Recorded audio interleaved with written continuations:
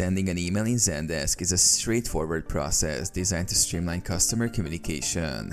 Here's how to do it. Create or open a ticket. To send an email, start by creating a new ticket or opening an existing one. Click on the plus add button to create a new ticket or select a ticket from the list. Add customer information.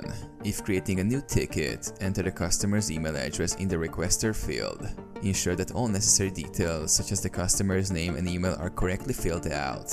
Compose the email. In the ticket interface, there is a reply box where you can type your message.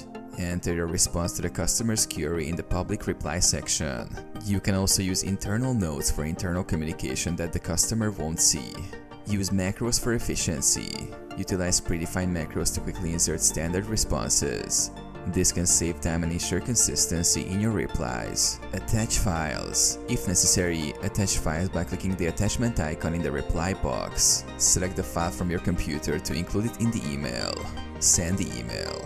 Once your message is ready, click the Submit As button and choose the appropriate status. This sends the email to the customer and updates the ticket status. Follow up. Keep track of any responses from the customer within the ticket. All email communications are logged in the ticket thread, making it easy to follow the conversation.